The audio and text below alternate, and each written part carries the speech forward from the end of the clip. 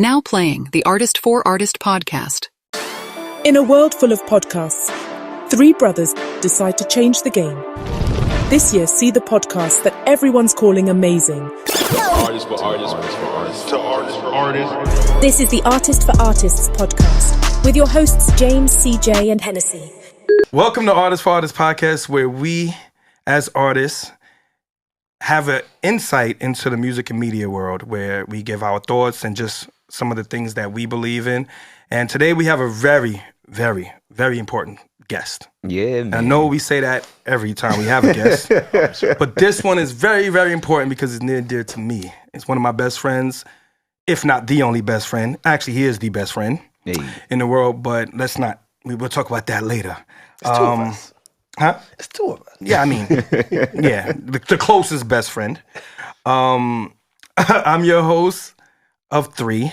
It's CJ. I got my boy Henny here, and I got James there on that side. Yeah. So this guest, right, is the incredible, and I'm saying this personally too, Victor Show. Yeah. Let's go. Let's clap it up. Yes, sir. Yes. Let's go. Let's go. This man was born in, was it Lagos? I said that right? Lagos. Yes.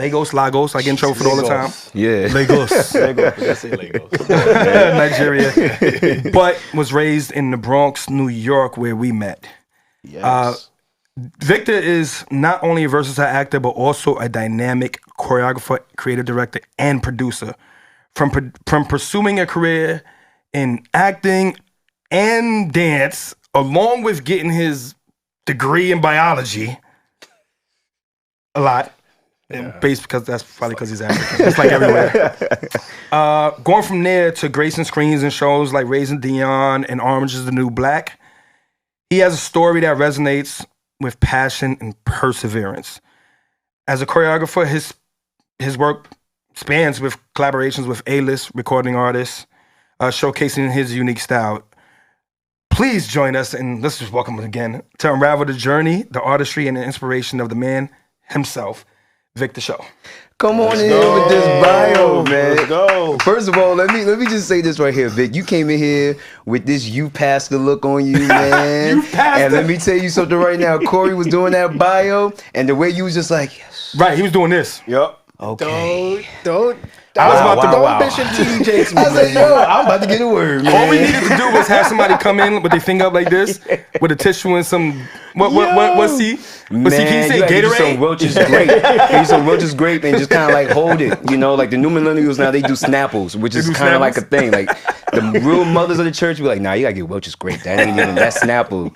There's something in that. You gotta Right. So, Great. thank you for pulling up. Thanks, man. For sure, Appreciate man. it, bro. It's a We pleasure. definitely Yeah, man. appreciate it, but I just want to say, and I want to clap it up because Nigerians are in. Nigerians are in. From booty scratchers to topping the charts. From that, because I remember in high school. High school, you be like, yeah, you Yeah. African booty scratcher. That's everybody, African booty scratcher. That's crazy. Now you say that, you're going to get canceled. Exactly. Hey, be careful. You're going to make me go viral. So I dare you call me. Hey, you said it yourself, so now we have some type of baseline we could work with. Most definitely. But like my so another thing I want to say is congratulations, bro. Like, I know being with the Screen Actors Guild and the strike and everything else, yeah, man. Congratulations, bro. Yes, that you're out of it now. Yeah. How was that time for you?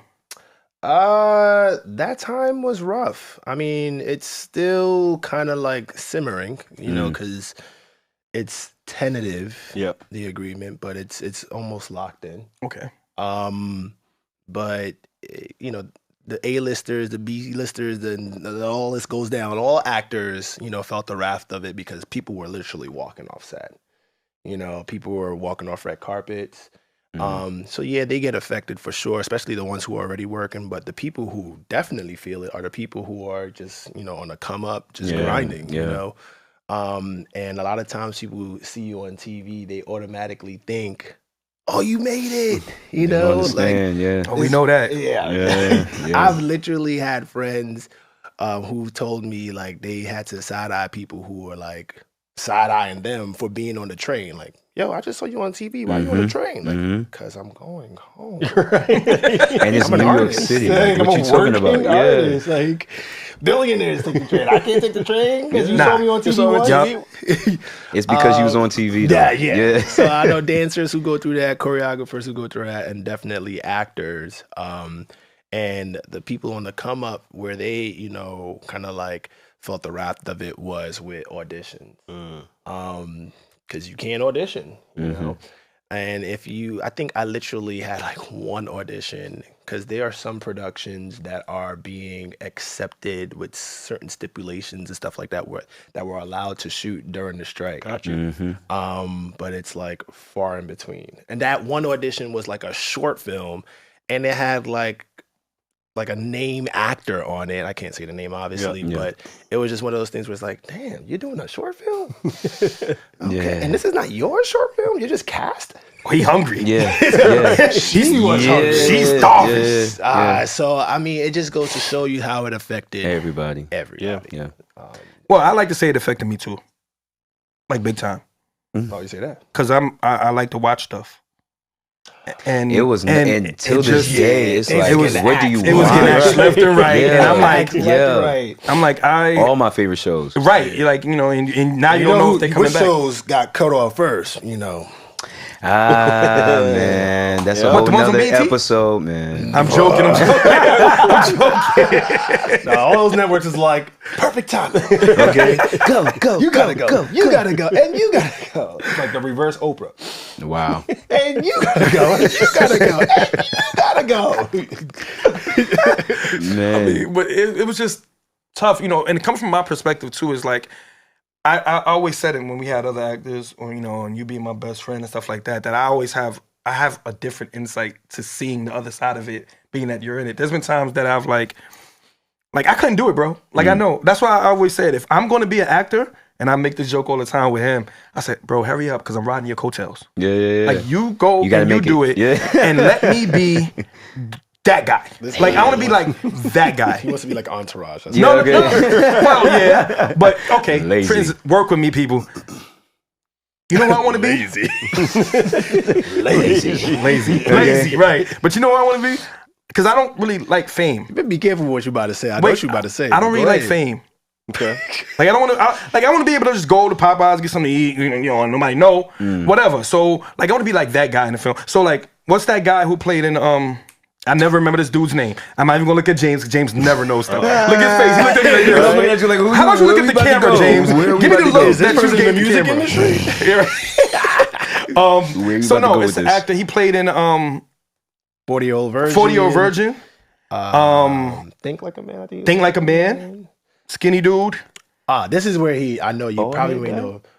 He had like a bald head and thing. Bald like that. head guy? He was in Skinny? night school. Skinny. He was in night school. See, look, underestimate me. I do know. I you. did underestimate Thank you. you. Good job. Thank you. Don't I'm play gonna with put James, some man. song graphics behind it. I mean, some celebration please, graphics. somebody help me out because this is every episode. But we don't. We'll put the right now. Yeah. This guy right here. It popped up, right? But you know what we talking about?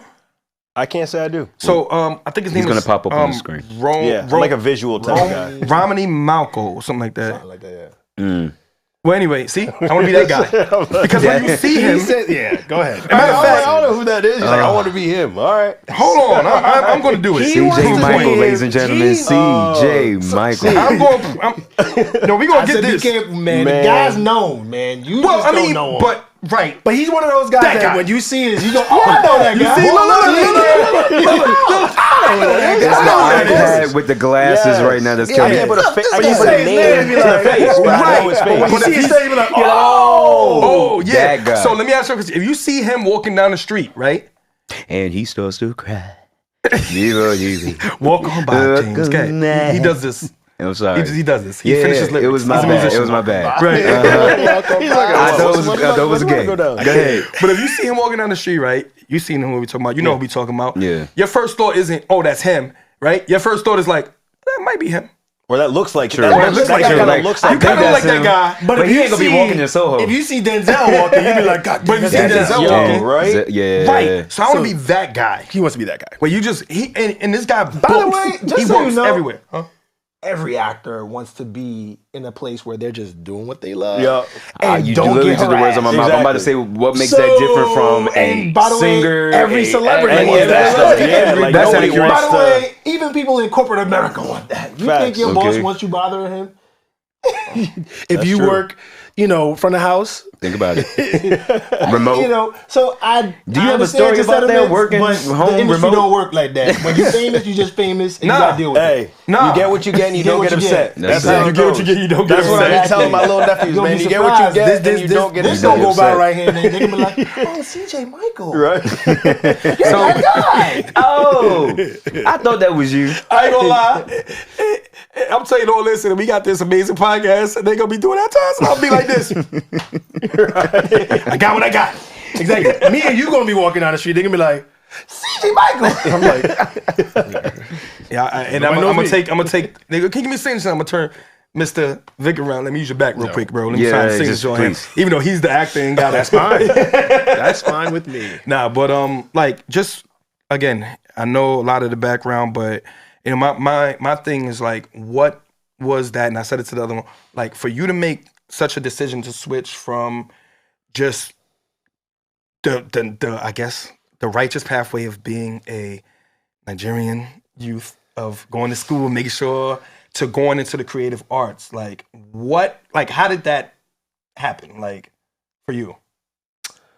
Man, there was so many ways that I've been introduced into, the arts because I started off with modeling, then I went to dance. Oh, I forgot about that. Then I went to choreography. Rude. No. I started off with dance and I went to choreography. Started off with modeling, dance, choreography, and then I found my way to acting after all of that. And I started modeling to pay off school. Got you. Undergrad. And, anybody who is, I don't know which camera y'all using, but whatever. This one right here. All right, great. If you are Nigerian, you understand. You must be a doctor, lawyer, nurse. Same with Haitians. Yeah, exactly. So I know. would say anybody who's not American or not American descent. Bottom line is, if you're Nigerian, for sure, those things have to be in place.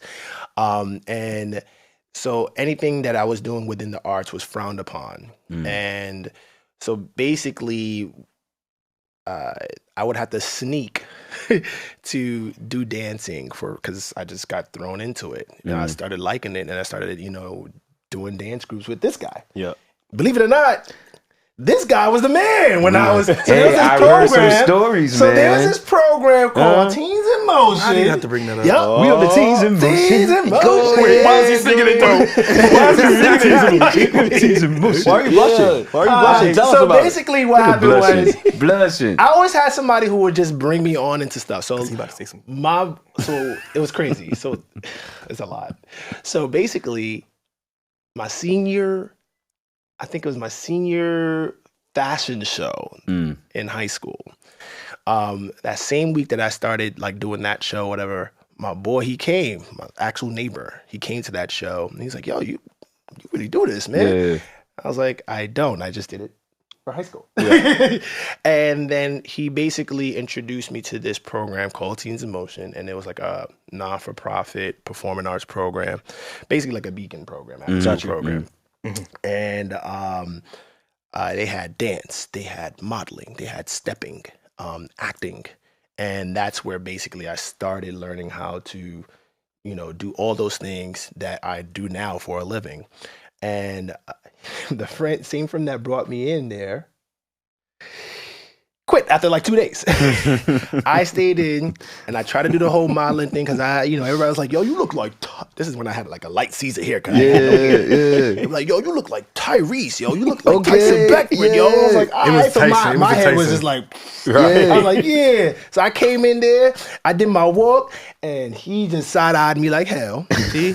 Hater. Never gave me a time of day. And then, you know, I worked my butt off on myself. And then I became one of the go-to models for that program. because you worked hard. And then the same thing Because I left. happened. No. Because I left. That's where his heart was at. Yeah. And then the same thing replaced me. happened with dance. Like I started to like get into dance, and I tried out for their dance group or whatever that he was a part of. And guess what? The choreographer in the dance group said, I'm thinking of bringing Victor on. He's actually pretty good. All in favor, say yay. No one raised their hand, even this guy. Damn. Hater. I mean, in his defense, we weren't even friends at that time. Dang. Not even that. I'm only saying all this because, like, it started from there. Those little mustard seeds of, like, intros into the industry kind of made me start to like it even more. And then I started branching outside of the program and started to see that people were doing it for a living. Like, models were doing that. All they were doing was modeling. Sorry. No, you good. All they were doing was modeling. Dancers, all they were doing was dancing. And tour, class. That's it. They're not doing anything else. So I was tapping into it a little bit more. The only problem was that because of my culture, everybody wants me to just, as they say, face your book. I don't want to hear these dance modeling thing. What made that shift for them to start like supporting me was when those checks started rolling. I mean, isn't that the case? So I booked my first. You can make that much? Yeah. So, hello. Well, how many more you got? How many more you got? So here's the crazy thing. So my mom was struggling after the first year of college to pay for school. And the way my family works is all my siblings chip in. But that second year, nobody could chip in. And I remember seeing her like literally break down because she just couldn't afford it. So I went on Craigslist and I was like, I'm going to find me a job. Yeah. And I ran into this like modeling audition and I went. And I had the trashiest portfolio. It was so horrible. The person literally looked at the photos and was like, this doesn't look like you. You actually look a lot better in person. We like you. So they booked me for the job. The job paid like $8 to $10,000. And when I brought the check home, my mom was like, all this from one day's work. Right? One day. Let's go, Mama Show. Yeah. And I'm giving my mom a heavy accent because she doesn't think she has one. Well, she does. She does. Yeah. Now she doesn't as much, but she does. But anyways, the bottom line is when she saw that, she was like, you could do the modeling thing. And then the same thing happened with dance. I don't want you to do this dance thing. Why are you doing this? You're wasting your life. And so I just had to like basically lie. Yeah. Oh, Mom, I'm just going to the library. No, I was going to dance rehearsals with this guy. And then I started pulling away from the Beacon programs, going to Manhattan and going to dance studios like Broadway Dance Center and connecting with professional dancers. And then, funny enough, his friend, who became my friend as well, her name is Kaysen, she tricked me into going into a dance audition to audition for this agency called Clear Talent Group. And I say trick because she told me twice before, but I made up like some crappy excuse as to why I shouldn't go. Because I knew that if I did go, that means I would have to actually do this. That means that my family will cut me. Literally. So she was just like, she knew that modeling was like something that I used to pay for college. So she was just like, oh yeah, it's a great like fashion, like networking party. You should come and dress up. So I came to this place. I'm not sure if you guys know this, Ripley Greer Studios. Yeah. You artists, you know about that. So basically, I didn't know about that. So she was like, oh yeah, it's at Ripley Greer. I was like, oh yeah, it's a party at Ripley Greer? I came in a 3-piece suit, bro. And you know he African, so you know. You talking about a suit now. You talking about like 3-piece. Suits, pants, no jeans. And she was like, here's your audition number. Here's your application. I lied. This is an audition for Clear Talent Group. And I was like, you piece of And you was dressed, bro. Dressed down. And I was I'm sweating now. I don't know why, but anyways, I was sweating like crazy, but I made it. I auditioned for Claire, and like that kind of like shifted my whole life. And of course, like I said, my family was against it, but my first dance job, that was like the biggest dance job that I booked commercially, was an Old Navy campaign. Wow. And that Old Navy campaign was just like literally about 2 days of work. It was my first time flying first class as a dancer. They flew me out to LA for like a week to only work 2 days. And that paid like $75K between residuals and the day rates and stuff. Yeah. And my mom was just like, all this from 2 days work. I wonder what a week would be like. So like that's when everybody was just like, wow, okay, you really know what you're doing here. Absolutely. And anything I decided to do from then on in the arts, they were just for it. Yeah. Man. Like big time. So, and that transcended into also like my second family, which was my church family. You go to church, so you know how it is. Like absolutely, they all in your business. Absolutely, it's like when I decided. So basically, what happened was that same summer that I auditioned for Claire Talent Group was the same summer that I was studying for my MCATs. I was already looking at schools abroad because I didn't have my. This might be a little much, but I didn't have my my working papers. Got you. I was not only an immigrant, I was an undocumented immigrant, which I heard is like lower than immigrant, unfortunately. For the record, the whole time, this man is running around with us. We have no idea, right? Yeah. And things happen, and you know, you look back now and you go, "Oh, that's why." Like, but you don't start putting that puzzle. You start putting it together. Like, you go, yeah. So case in point, I was switching gears real quick. So we used to do this thing we used to call it training. Mm-hmm. It was panhandling, bro. Like we used to step dance. On the train for money. Yeah. And me, my boy, his name is Ed Nelson or whatever. Before you have to do the cadence. What cadence? The intro on the train. You gotta do it for the people. Hell no, I'm not doing no goddamn I can do it. Excuse me, ladies and gentlemen. I am not here with a basketball team or any of that. Oh, they had a whole... I'm just trying to make honest money inside of my pockets. Yo, that thing is a whole world, man. Like it's a whole different grind. Like so I started seeing people that I was like, wait, you really not collecting this money for homeless people and giving out these sandwiches? The HMO, all these. Nah, man, these people they panhandlers. They collecting that money, putting in their pocket. Anyways, so we used to train. I was just saying this because he was saying like he used to put things together. Yeah. My boys over there used to put things together, Ed as well, because it's just like I remember one time we actually got caught by the cops. And the only one you feel is this. That shoulder grab? That little shoulder grab. Oh, and they walk you off the train. I was in my bricks. Because basically they were just chilling like, we just gonna get a little summons. In my head, I was like, bro, I ain't got no idea. I'm gonna get shit. I'm gonna go back to Nigeria. I'm gonna get deported. It's a little extra on my end, y'all. Yeah. And I couldn't say anything. They're like, yo, Vic, yo, just calm down, nigga. We gonna get right back on the train when they leave. I was like, no, I'm not. That was crazy. Y'all are. So yes, there's things that like I'm pretty sure like when he knew what was going on was just like, oh, that's why you did that. Yeah, but no, anyway, Going back to what I was just saying with the I lost my train of thought. Oh, with me going and getting into the industry and all this other stuff, like I said, I was at that same time that I auditioned for that dance agency, I was studying for my MCATs, and literally, I decided not to go to medical school. I had my pre-med biology degree all done and everything. And I was just like, I'm going to just pursue dance. I got into this agency and I was working on my paper situation or whatever. And I knew that I was going to find a way to get a green card in like another year.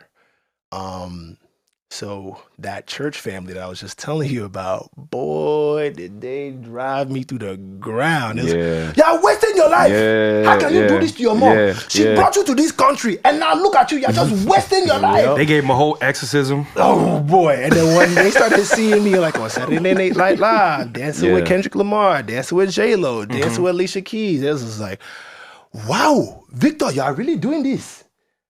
And it went from like, yeah, where's the life to how is your business going now that you're doing all the this? language changed, The man. language And- changed, bro. And Like, I got Well, 2 points to make out of that real quick, and then I'll let you answer the question. First point is just for the listeners, you know, we were friends before the blow up. Okay, before the glow up, we were friends. Okay, I didn't jump on the boat after he got on. Okay, we were friends after that. But I'm gonna say that even I've witnessed it. Even that when what he's saying, I've seen him walk through all that. You know what I mean? And there was never a moment where I took myself. I had to really think about the blessings that I had. You know, because when you have somebody that close to you who is just dealing with different stuff, and you're not even privy to it, and then it's like it opens up, and you go, okay, well, my situation ain't that bad, even though it was, but I'll take my problem before I take Vic's at the moment. But even that, I'm gonna say, I never gave you flowers about it, but everybody that was in the youth, because I remember going to his church and helping them dance with the youth and all that too. You and yourself changed a lot of their lives growing up because they would have probably had to walk through them same doors. oh, you're talking about the youth, The in youth my in the church, Oh, yeah. And now a lot of them are just fruitful, being DJs and everything else. Like, it's like, Oh yeah, because hey, look, I ain't gonna say a word. Right. Vic out here making the bread, baby. You get out there and learn how to do something. but yeah, you got it. Go with your question, Jay. Okay. So what I was gonna ask you was, so hearing you talk about everybody, and not necessarily everybody, but just like mainly people around you saying, "Hey, what are you doing? You're messing up your life," and your parents, they work hard for this and that and the third. Like, what was that? I guess voice or strength about it, like even in that process, that you kept seeing like what was in front of you. Because it was so much noise, right? Like it was, you had parents on one end, I'm assuming, like looking at you like, you better prove us wrong because we looking at you sideways, you pursuing something that we don't have like knowledge of that being fruitful, And then you have church family who are also kind of like on that wagon as well. So to have those voices is like, yo, what kept you staying like just, hey, look, I'm going to this audition. Yeah, my photos are trash right now, but I'm going. You know what I mean? And I'm going to book it. I'm going to like, what was that? Because for some, they would have been like, hey, look, maybe y'all are right. At some point with just the talk. I'd have been in people would medical talk you school. out of a lot of different things. Yeah, that is true. You know? People will talk you. They'll try to talk you down, especially when they can't see the finish line, right? Yeah. And the finish line is never really the finish line, because when you get to what you think is the finish line, There's you a new want one. more, Exactly. right? And sometimes you got to slow yourself down in that regard, because it's just like, wait, hold on, I did do all this. That's something to cherish, Yeah. But the hustle mentality is what keep us pushing past and past and past, right? And I think that same hustle mentality is just the answer to your question. You know what I'm saying? Like at the end of the day, if you want something, you go get it, right? And when you put yourself in a position to actually go after those things that you want, I think it's just one of those things that you just have to like initially make your own decision on yourself, because there's so much like noise, as you say, like, there's so much people who are basically saying that this may not work out. You sure you don't want to have a plan B, and I think you just have to start to not necessarily knock out or close out the noise, but pick and choose out of that noise what you want to use. That's right. good. Absolutely. That's So, really because like good. sometimes Yeah. people be like, no, I don't have a plan B because my plan A is everything. Yeah. And it's just like, no, I'm gonna have a plan B. I'm playing C. Like, I'm gonna have plan B, D. plan C, Yeah. and a D, but I'm not gonna lose sight of A Yeah. ever. Most definitely. And once you make that decision, I think that you're gonna be okay in your path to your journey to what you truly want in life, whether it be anything in the arts, music, acting, writing, directing, whatever it is. because those plan B's and C's should be just something that is flexible enough to support the A. It shouldn't be something that's just like it just takes you away from the A. Yeah. Right. And I feel like once I started making that decision on my own, as long as I can still have some kind of a life while doing it, then people can see that it's possible. Because I think there's a few stigmas that people are tainted with in the art as an artist. So it's either you're rich or broke. There's no in between. Mm-hmm. Or it's either you're famous and don't have a life, or famous and like have a shitty life, like you use drugs or you party or whatever the case may be, or you don't even have like some kind of like faith that you follow or whatever. And I think once you start to knock out those stigmas, and kind of like create a lane for what you want for yourself, people start latching on and going, yo, he did it, I could do it. Absolutely. And the more people that start doing that, the more it fuels yourself, it fuels them, and it fuels those people around that are creating that noise to shift that noise that they were creating to it being not necessarily noise, but just like loud chants, like you can do it. Because I'm telling you, If you're loving the show, hit that subscribe button on YouTube, Spotify, Apple Podcasts, or your go-to platform. Stay tuned and stay connected. Catch you on the next episode.